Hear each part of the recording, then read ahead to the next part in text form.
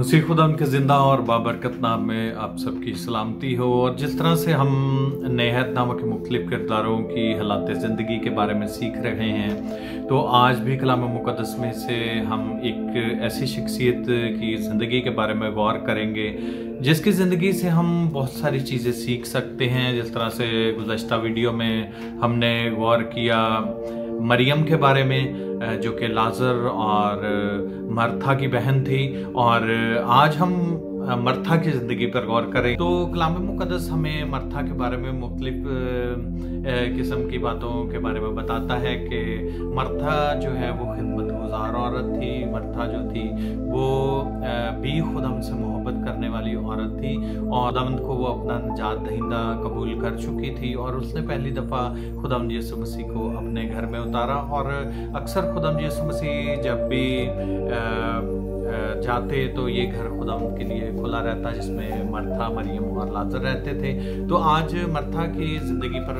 कुछ देर के लिए गौर करेंगे। मर्था उर्दू में लिखा हुआ है और इंग्लिश में मार्था है, और मार्था के नाम का मतलब है खातून।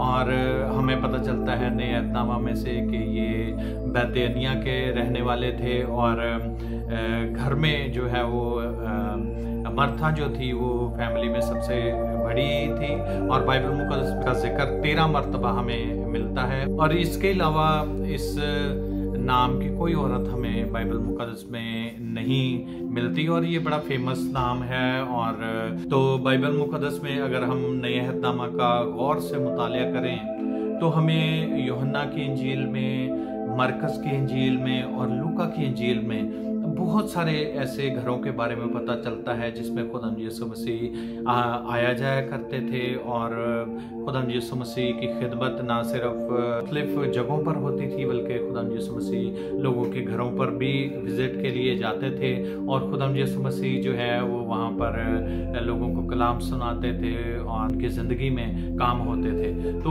मर्था जो है वो बड़ी खिदमतगुज़ार औरत थी और वो यीशु को अच्छा खाना पेश करना चाहती थी। जब खुदावंद यीशु मसीह मर्था के घर पर गए तो वहाँ पर हमें नज़र आता है कि वो खिदमत करती करती पहली दफ़ा जो है वो घबरा जाती है। 2 दफ़ा इसकी खिदमत के बारे में हमें बाइबल मुक़द्दस में पता चलता है, और पहली दफ़ा तब जब मर्था जो है वो खाना बना रही थी या दूसरे कामों में मशगूल थी और वो घबरा गई और उसने खुदावंद यीशु मसीह से ये शिकवा किया और या शिकायत की कि मरियम जो है वो इन कामों में जो है वो मेरा हाथ नहीं बटा रही, ने खिदमत के लिए मुझे अकेला छोड़ दिया है। तो खुदावंद यीशु मसीह ने कहा तू तो बहुत सारी चीज़ों की फिक्र व तरदीद में है।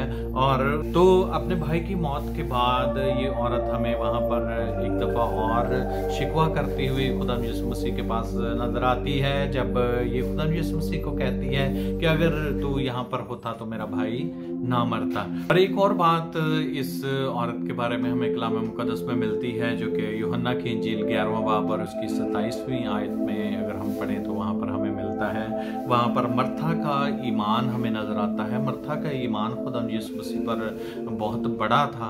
और जिस तरह से हम देखते हैं कि मुख्तलिफ लोगों ने खुदावंद यीशु मसीह के बेटा होने का इकरार किया, जिस तरह से पतरस ने इकरार किया कि तू जिंदा खुदा का बेटा मसीह है, और नथानियल ने कहा कि रब्बी तू जिंदा खुदा का बेटा मसीह है और तू इस्राएल का बादशाह है। इसी तरह से तुमा ने कहा आए मेरे खुदावंद, आए मेरे खुदा।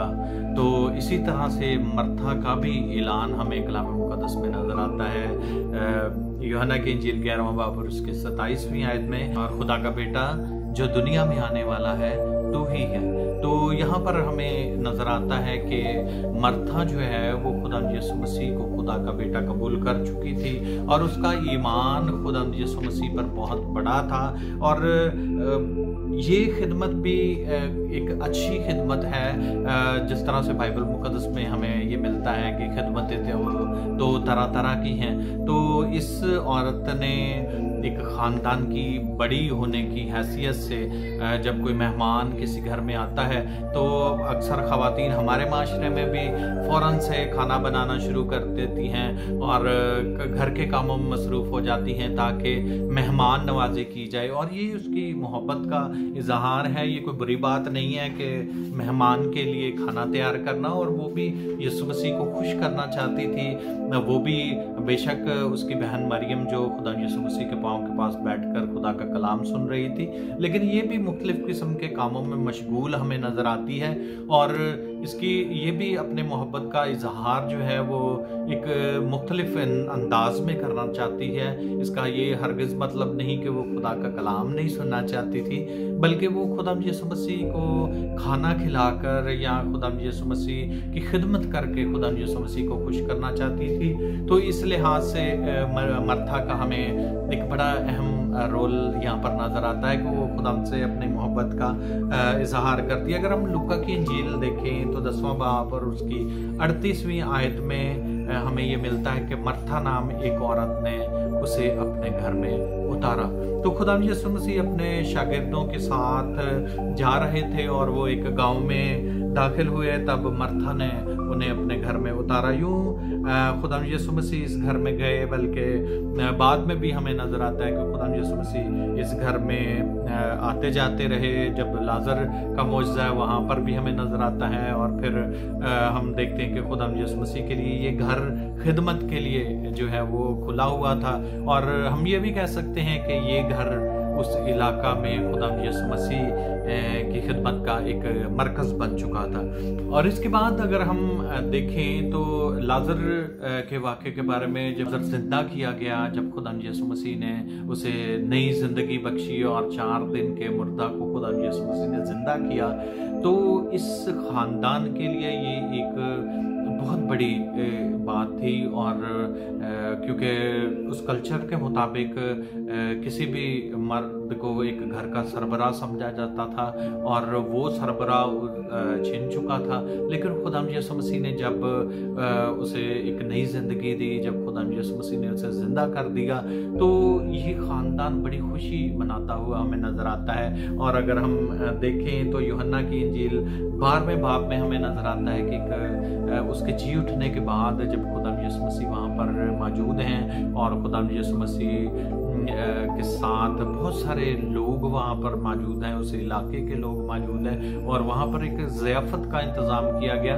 और उस ज़ियाफ़त में भी हमें मर्था जो है वो काम करती हुई और ख़िदमत करती हुई नज़र आती है। इसका मतलब कि ये खिदमत गुजार औरत थी। और खुदा यीशु मसीह की ज़मीनी खिदमत के दौरान बहुत सारी ऐसी ख़वातीन हमें नज़र आती हैं जो मुख्तलिफ़ तरीक़ों से खुदा यीशु मसीह की खिदमत करती थी। आज भी चर्च के इंतज़ामात में ख़वातीन जो कमेटी का हिस्सा होती हैं, आज जो ख़वातीन पैरिश कमेटी या रफ़ाक़त ख़वातीन या चर्च के इंतज़ामात में हिस्सा लेती हैं, तो ये यहाँ से ही लिया गया है कि जिस तरह से खुदा यीशु मसीह की ज़मीनी खिदमत में औरतों का एक बड़ा अहम किरदार हमें नज़र आता है, तो आज भी चर्च सिस्टम में ख़वातीन जो हैं वो पादरी साहबान के साथ मिलकर चर्च के इंतज़ामात में कलीसिया को और ज़्यादा आगे बढ़ाने में हमें जो है वो काम करती हुई नज़र आती हैं। और ये बड़ा खूबसूरत है कि जब सब लोग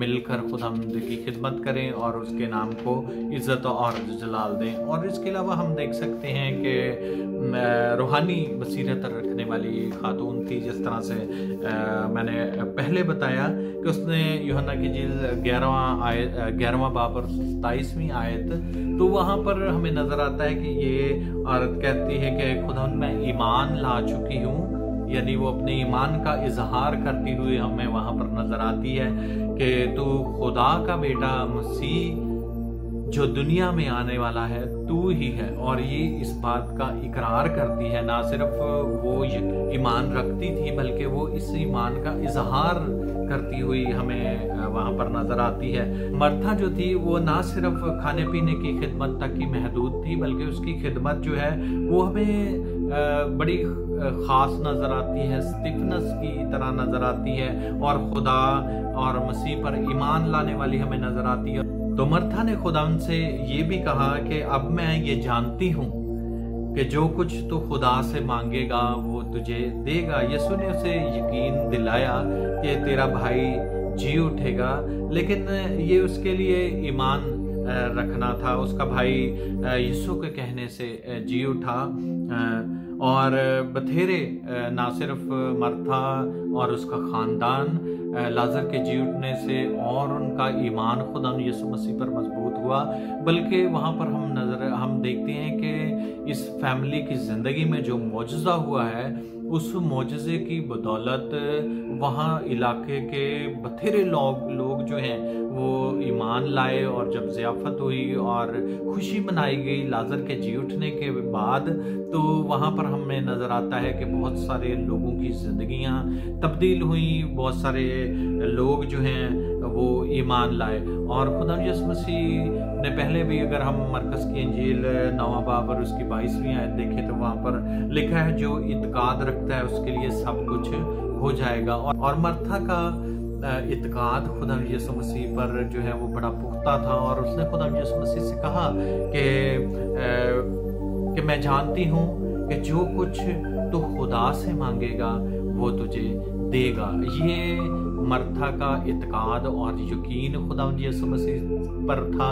ना सिर्फ वो खुदा यीशु मसीह को खुदा का बेटा तस्लीम करती थी, बल्कि उसने इकरार भी किया, और वो खुदा यीशु मसीह पर ये भी ईमान रखती थी कि जो कुछ खुदा यीशु मसीह चाहेगा वो हो जाएगा।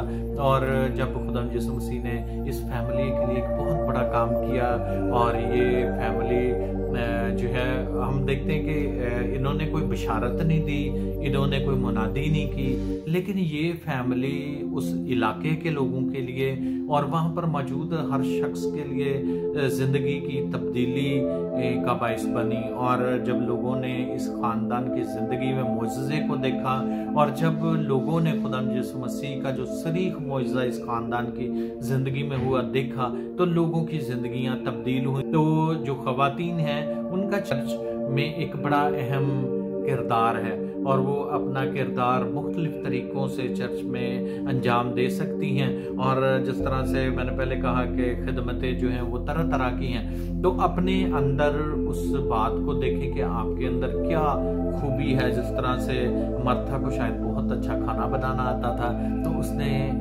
खुदा यीशु मसीह की खिदमत इस तौर से की, क्योंकि खुदा यीशु मसीह जो ख़ानदान से मोहब्बत रखते थे। अगर हम बाइबल मुक़द्दस को गौर से मुतालिया करें तो खुदा यीशु मसीह सारे ख़ानदान के लोगों से मोहब्बत रखते थे। इस ख़ानदान के 3 लोग, मरियम, मर्था और लाजर थे। और आज हमने मर्था की ज़िंदगी पर गौर किया कि मर्था जो है वो खुदा से मोहब्बत करने वाली और खिदमत गुजार औरत थी। बिल्कुल ख़ास तौर पर हम इसको खिदमत गुजार औरत कह सकते हैं कि ये खुदा की खिदमत करने वाली साबित हुई। तो हम भी अपनी ज़िंदगी में देखें कि खुदावंद ने हमें क्या क्या खूबियाँ, क्या क्या क्वालिटीज़ दे रखी हैं, ताकि उन क्वालिटीज़ को हम खुदावंद के नाम को इज़्ज़त और जलाल देने के लिए इस्तेमाल करें, ताकि हमारी ज़िंदगियों से खुदावंद को इज़्ज़त, खुदावंद के नाम को इज़्ज़त और जलाल मिले। सो आज हमने मर्था के बारे में सीखा, तो इसकी बहन मरियम के बारे में हम सीख चुके हैं। तो अगले पैगाम में हम सीखेंगे लाजर की ज़िंदगी के बारे में। सो खुदावंद आज हमें इस कलाम के वसीला से बरकत दे। और अगर बहुत सारी ख़वातीन अगर इस कलाम को सुनती हैं तो वो अपनी ज़िंदगी में देखें कि वो चर्च में अपना क्या रोल अदा कर सकती हैं और चर्च में कौन सी खिदमत को सर अंजाम दे सकती हैं, ताकि खुदावंद के नाम को इज़्ज़त और जलाल मिले। खुदावंद आपको बरकत दे और आपके साथ रहे। आमीन।